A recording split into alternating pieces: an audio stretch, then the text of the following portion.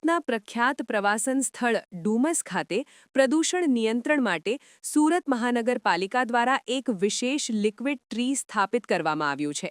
આ આધુનિક ટેકનોલોજી આધારિત ઉપકરણ હવામાં રહેલા ઝેરી વાયુઓને શોષીને શુદ્ધ ઓક્સિજન વાયુ મુક્ત કરવાની ક્ષમતા ધરાવે છે.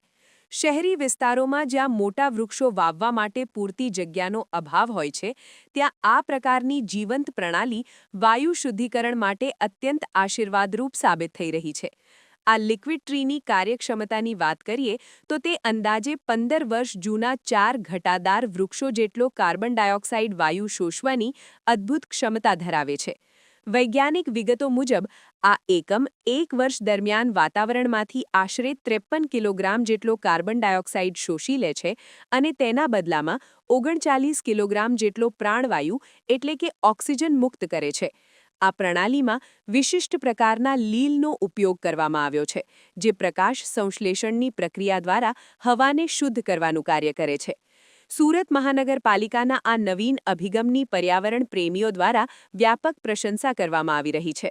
ડુમસ બીચ જેવા વધુ અવરજવર ધરાવતા સ્થળે આ પ્રાયોગિક ધોરણે મુકાયેલું લિક્વિડ ટ્રી ભવિષ્યમાં શહેરના અન્ય પ્રદૂષિત વિસ્તારોમાં પણ સ્થાપિત કરવામાં આવે તેવી શક્યતા છે.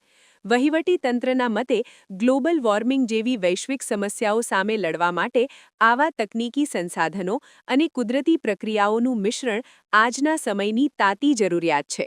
આ પ્રોજેક્ટ દ્વારા સુરત શહેર સ્માર્ટ સિટીની સાથે સાથે ગ્રીન સિટી બનવાની દિશામાં વધુ એક ડગલું આગળ વધ્યું છે.